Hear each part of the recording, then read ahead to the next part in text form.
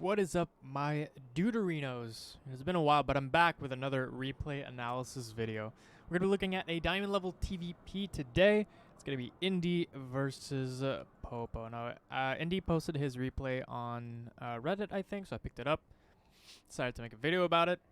For some reason, every time I start talking into a microphone, but OBS is on, all of a sudden my nose starts scratching, so my bad if I do this constantly. Alright, cool. So let's go into the replay right now.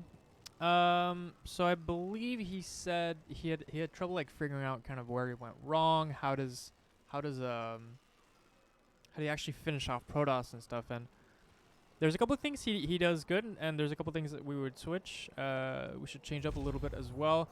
I'm gonna try and talk about the Protoss side as well, just a little bit, just try and get kind of a 2-in-1 thing here. So he goes for the pylon here with the gateway cyber. But he puts the gateway and cyber here, which is basically just a spot, but it's not ideal. You should really take the 5 minutes it takes just to figure out where to place the pylon and also the gateway. If I'm not mistaken, I think it's pylon, gateway, cyber right there, and that'll leave you just this very tiny space that you need to take care of. Cool. So we're going to go for a gas after Rex here. Very cool. Speed up the replay slightly. This is going to be first thing I don't really agree with. So he spots the expansion, very cool. Spots the expansion here at 142. That's nice.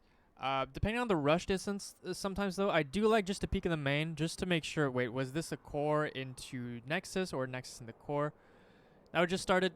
Since you just arrived and it started, it's like 100.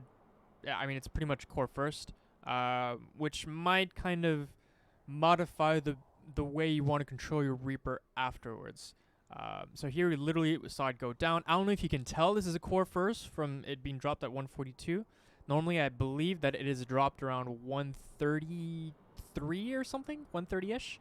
And depending on the rush distance, I can't always tell with the health of the Nexus. So you can just go get a quick peek just to make sure where the cyber core is. Also, this gives you a really good idea. Is he walling off the top here? Is he putting his stuff here? And stuff like that, you know? Because if he's walling off here, that could, like, if he's putting a cyber core, you know, like gateway here, cyber core here, something like that, then that'll let you know, well, Hellion drops from here is going to be a little bit difficult because he has this walled off. If you see that he's starting his wall here and walling that off, they'll let you know, okay, well, I can't really go out with my Reaper that easily here. This also lets you know that basically you can go up with your Reaper here at any time, and even if there's a stalker, you can just get up. Whereas if there was a full wall off here and a stalker right here, he might be able to deny your scout here with the Reaper. So that's cool. So here I believe, yeah, you just kind of turn back and you're fine with it. Awesome. Another thing here, you should always have like 2 SCVs here, probably until around a minute 52, because here I believe you got a little bit lucky with the fact that he just Q shifted the scout. He Q shifted the scout, which allowed you to just drop a thing. Normally, it always requires 2 SCVs to be able to bully this probe around fast enough to get this down. Because if he was paying attention and he just followed your SCV back down, with 1 SCV you can't even beat this probe. It's full health too, so you would even lose the 1v1. So just generally just have 2 ones ready. I know it costs a lot of minerals, but it's very necessary, right? That's why you have 1 scout and 2 to deny the probe block until it happens. Luckily enough for us, he decided to shift Q, which allowed your SCV to come down here and kill that for free. Now he's gonna come back down here, and again, you don't have your SCV, so he's gonna try and take a few pot shots. Luckily, he forgets the timing of the Reaper, so he's gonna get that killed. That's good for us. Nice. We have a bunker here, very nicely timed. If you want a general time for your bunker timing, if he's going core first, you're gonna have to drop your bunker at 2 minutes 18 or faster, depending on the map. Here it's fine, 2 minutes 15. It's more than okay. You can even drop your depot and then this as well. If you're on a map like Submarine, that's another story. You probably would want this at 2 minutes, like basically as fast as possible. And the thing is that normally when you go gas first, you tend to go for a Marine after the Reaper, because that allows your Reaper to be able to go up on the map without the Pro being able to come back in here and harass your SCV. That's what the Marine is for. I don't know if you did this on purpose, but since you did kill the probe, there is in fact no chance. There is actually no reason for you to make that Marine, because that's what the Marine is for normally. It's to allow your Reaper to be active on the map, while also possibly being an extra defense versus a fast adept. But mostly it's to be able to make your Reaper free, because otherwise you would actually just never leave with your Reaper, and Protoss is free to do whatever he wants. Now that you've killed the Reaper, go ahead. I have no problem with this. This is very nice. And the bunker placement here is very nice as well. You don't want it to be too close to your command center, obviously not stuck on it, because then you have less surface area. But the reason why this is very good is that not only does this cover the entire front, but you also cover the entire extremity. So if he decides to walk this way, then you can attack him for the maximum of range of the bunker. If this bunker was closer to here, you just have to walk past here and you're already out of range. Or you can walk past here and you're already out of range. Whereas if you walk through here, well, you're going to be taking damage here, here, here, all the way to the main base if that's his goal. And you're doing damage here, here, here, all the way. Unless he kind of goes out here. Maybe a tad forward, a tad down. But generally, I think this is fine. If he's going all the way down here, you have a lot of time to maneuver, your SCVs and stuff. But if he's like beelining his way here, you're going to get a lot of shots off. So I'm generally fine with this. And if you put your bunker too far forward too, if he arrives at your base, surprise, blink stalkers, surprise, whatever, with sentries, your SCVs would have been too far to repair it. So having it closer to your command center / mineral line is going to help you repair it a lot better as well. Because if you use that bunker, sometimes it's almost game over. Cool. That was most of the early game. I think that's all I had to say, really. Just go into production tab real quick. Cool. Nice. When I see this, I get like, maybe not. When I see that they make the mistake of not putting their second pylon here at the natural, I literally just go Hellions and I go kill them. Because this is for emergency wall-offs. And for a battery. Right? I think I touched upon this in another video. Second pylon for Protoss against turn should always be at the natural. This is cool. Nice. Scout timing. So let's talk about scout timing with the Reaper here. Now the Reaper is kind of scouting for proxies. I don't exactly know what would take you off to look for proxies. It's always possible. But I mean the first thing you should scout is the main base, obviously, because that's most likely where the tech is. Now, to give you kind of a general idea of like when you should scout the Reaper, it's pretty much, or like you can see it right now with the robotics facility, which is pretty much the same price as a Twilight Cancel and almost the same price as a Stargate as well. So when you come in here at 315-ish, roughly 315 to 320, you're gonna see which tech it is, whether it be the Robo, whether it be the a Stargate or Twilight Council. If you look at the units on the map too, there's 2 stalkers, right? We were talking about here earlier, if you scouted that you can just walk in here with a Reaper, or jump in here rather. If they have 1 stalker here and there's no wall, you're gonna get a scout off because he's not limiting your movement. And he's forced to have 1 stock here at the front because he needs to deny that Reaper from the front as well. So you would have been guaranteed to have a scout here at 315. This is why it's also pretty good timing. As you see here, the 3rd stalker is kind of on the way. It's not going to be out until like 330-ish, depending on if you chrono boost it, or like 330-ish. Yeah, pretty much. So 315 is a very nice time to scout with your Reaper, 100%. And I would definitely start with the main because that's the most likely where there is stuff. Very nice. Widow Mine Drop. Let's talk about the Widow Mine Drop real quick. Now, the Widow Mine Drop, you actually do quite well.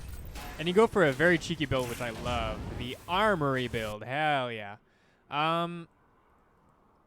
This is a tech lab. I'm not sure why this is that early. I guess for a DT, which DT drops happen around 450-ish if the Protoss is really good. There's a War Prism with the DTs in your main at like 450 to 53 roughly. So here, Widow Mine Drop, we're going to take a look at this angle here and what map / where you should drop from. This is where I kind of like the decision here. So on Ice and Chrome, let's not Widow Mine drop the natural, and I'll get to it why in a second. Cool. The Widow Mine drop is its strongest when there is the least amount of ground between the air and between the mineral line. So the reason for that is that basically, like, this is where the stalkers are used for defense. The less space they have to start shooting at your, or the less space / less time they have to shoot at your medevac, the harder the defense is going to be for them. For example, the worst Widow Mine main base drop you can do would be on Death Aura, because there is so much space for the stalkers to just start shooting down, and for there to be enough vision to see when the medevac is coming in. Here, were we to drop from this angle, that would have been bad, because that's a lot of space before we get to the mineral line. However, if you stick to the bottom here, look at this space. This is all he has. He doesn't have enough time to shoot down your medevac, and we're going to see that in a second right here. Look at that. Literally 3 stalkers in position. He can't really have more at this point. He has to have a little bit of stuff in the natural, and that's not even enough. There's so little ground space that even with 2 volleys, you can still get these down, which is awesome, right? This is why if you were to run in from the natural, look at this distance you have to go through, right? You can obviously still hug this pretty hard. But I mean, it's a lot easier to pull from here to, like, here, right? And sometimes what I don't like about the natural, too, is that a lot of the times they have a pylon right here, so they see it coming. So I like that a little bit less. But yeah, definitely, every time you look at a main base or a natural, look at the space where there is the least amount of ground between the air and the mineral line. And that's the kind of the angle you want to go in. I love this cheeky armory play. Very, very cool. Cool. Tank positioning right here. I don't like this too much. Now, we're going to see it later that he doesn't actually have the space to actually walk in, because you're going to put 2 tanks here. This by itself, though, sometimes he can already have blink at not 530. It's roughly around like 545. I don't know if he missed a couple chrono boosts on this. It depends how they chrono boost. Sometimes they chrono boost out more probes and stuff. If I were him, I would chrono boost out more probes right now, just because basically, you know, he just kind of lost a lot. But the bunker here is yeah, the tank here I would definitely just put here right behind here, right next to this. Let's look at the concept of the bunker from earlier, right? So the bunker from earlier really maxes out kind of the attacking range that we have, right? So you can attack here. If you walk through here, you can really attack and really utilize that full range of that bunker fire. What are we utilizing here? Well, already we're missing vision, because a tank has, I believe, 9 vision or 10 vision, and the max. Wait, I should know this. And the max range, I believe, is 13, but it has like 11 vision or something. Anyway, you can clearly see it's missing some vision, right?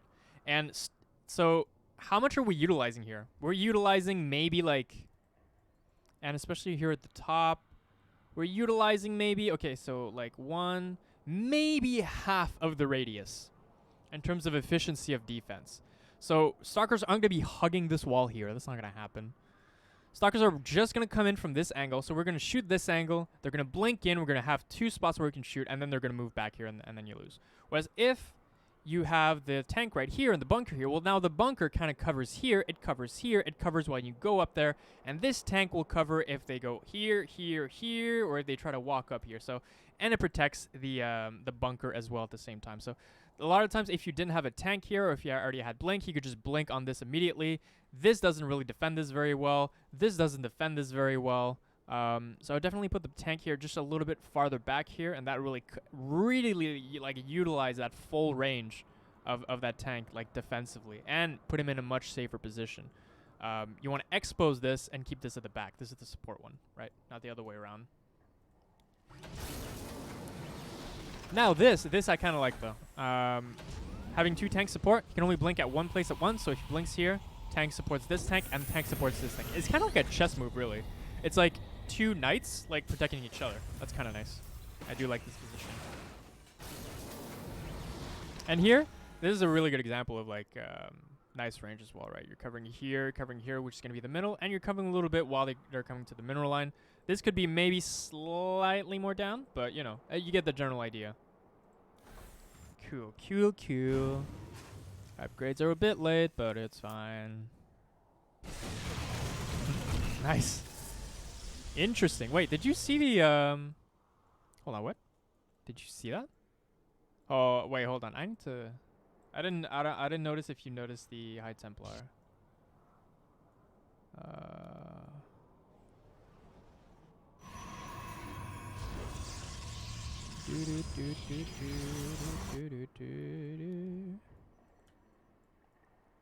Oh no, you're just kind of leaving. Gotcha.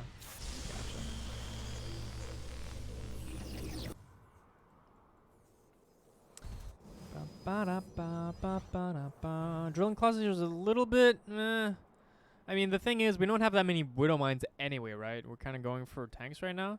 Widow Mines might come a little bit later. This is 4 barracks. Don't really agree with this. Marauders are okay. They're not the greatest DPS. Because the reason why we kind of want to split the barracks add-ons here between, you know, 3 tech labs and 2 reactors, which by the way you only have 4 here. You only have 4 barracks, which is kind of the wrong number. Is because Marines are pretty important. Like, obviously Marauders are really good versus tech units. They're really good versus Colossus. They're not great versus Immortals, obviously. But they're really bad versus Archon, and they're really bad versus Zealots as well. They don't do much bonus damage, and you'd much rather have 2 Marines than 1 Marauder versus Zealots, just DPS wise. Now, you're gonna have some more support units, and you know you're still gonna have some Marauders, but to trade in that 1 Marauder for that extra 2 Marines would be really good for the DPS, because you're already gonna have concussive slow. Oh wait, hope you get combat chills here. You're not gonna have concussive slow for the Zealots, right? But you don't need mass Marauder, which I think you still do. Let's see tech here. I'm actually not even sure what you scouted so far. I don't think we have a read on his army. He went Templar pretty fast, and we're gonna have to drop Ghost Academy once we see this. Obviously, a little bit more active scouting would be nice, but you know, it's not a perfect world.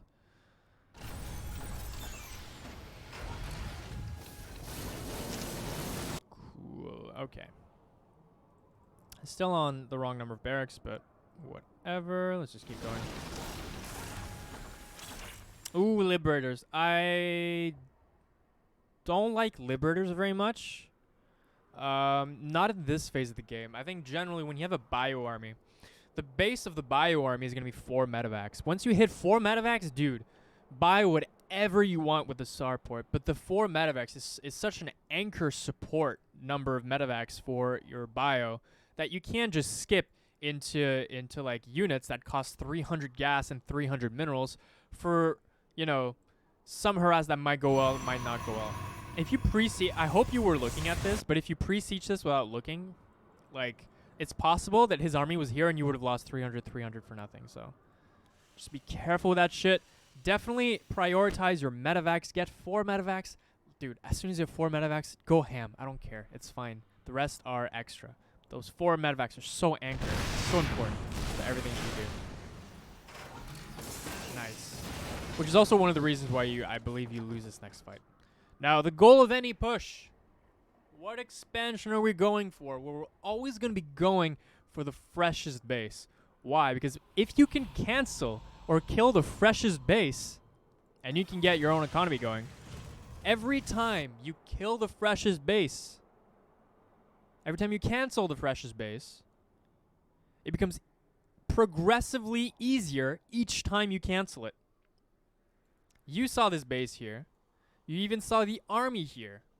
This is the freest cancel ever. This was like part 1.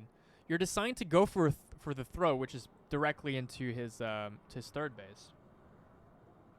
And one of the reasons you're about to lose is because you have no healing at all. You have no sustain on this push. But this was the freest cancel ever. You saw this with the Raven. Very good Raven, by the way. You're like very active with it. Like, you're looking to see if you can get anything. You're an observer. It's cool. You scouted the 4th base. You dropped an outer turret. You know, just being annoying. Saw the 4th base. Attack the 4th base. It's the freshest base. Every time you kill the 4th base gets easier to kill. So just do it. Freshest base. And I think you would have seen it. Sorry, I'm itching my nose all the time.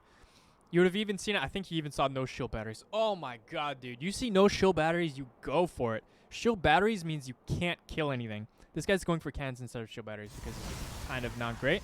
And he's putting them in a slightly vulnerable position. Cool. We've got 2 medevacs here. Not fantastic. We look at the income, 54. Obviously should be a little bit more, but you're supply blocked quite often here. I think one of the biggest things that we forget is when we're attacking is making supply depots. Because when we're building up, we don't forget supply depots. But when we're attacking, we forget supply depots. So despite the fact that, you know, we've killed like 21 workers, we're still quite behind.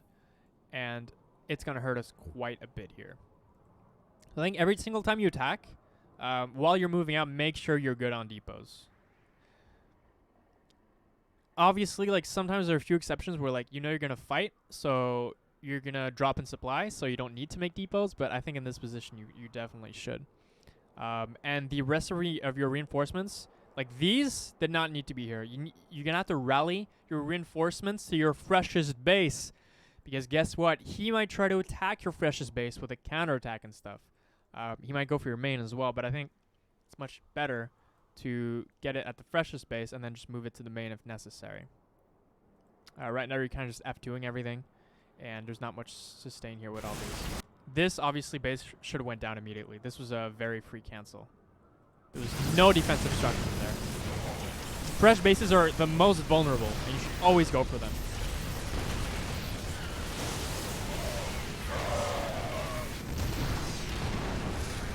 Cool. We've seen the High Templar. Where's my Ghost Academy? I know it's annoying. I know dropping a Ghost Academy is annoying. I know it's a lot of work. But let me tell you this. EMP is twice as powerful against this comp as Storm. Why? Well, Storm does 80 damage. Or 90. 80. Is it 80 or 90? Fuck. Psionic Storm. I know it's 80, but a part of me wants to say 90. But I know it's 80. Let me check. No, Psionic Storm, please. I don't want the lore of Psionic Storm. I want the stats. No, that's StarCraft 1. What am I doing?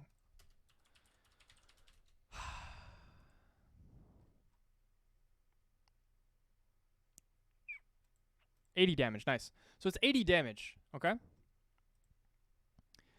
EMP is 100 shields and 100 energy. So you're taking away a storm while applying a type of storm. Especially on fat units like Archons and shit like that. It's amazing. And it's an instant. It's not even progressive. He can't even walk out of the EMP. He can dodge the EMP, kinda. But the full effects of the EMP happens in an instant, compared to a storm where you can still run out of it. On top of potentially taking away storm from your opponent. That's how good EMP is. And your mind is going, I want to kill him with factory and bio units. But you're going to have to fight fire with fire. EMP is very powerful. You should definitely utilize it. Denies the 4th base. And yeah. He denied your 4th base, but you didn't deny his. And now obviously there's a little bit of lack of sustain. Tanks are of course absolute shit versus this comp because tanks don't do the extra bonus damage versus Archons. They don't do the extra bonus damage versus Zealots. And yeah, that's TLDR.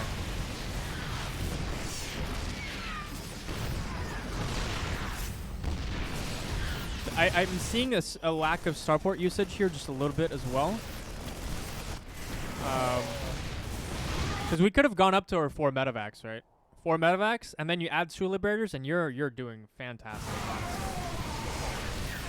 And then you get pushed back because all of your units, your Marauder heavy, which is good versus armored, well, he has no armored units besides the Stalkers, which died. Now he's going for Archons, High Templar, and Zealots. Tanks don't do their bonus versus armored. Marauders don't do their bonus versus armored. Not good. Not good. Your army comm needs to switch right now. And wrong number of barracks still. Yeah. Upgrades are one thing, but you're still ahead, so I think you're fine there. You have only one attack. I won't worry about that too much. Cool. You have to repopulate, and now he has a 4th base, which could have been killed in the first place. Man, imagine having to do that result reinforcements without knowing that you had a 4th base. Like, oof, that would have denied his 4th base even longer. Cool. Double drops here. Still no Ghost Academy.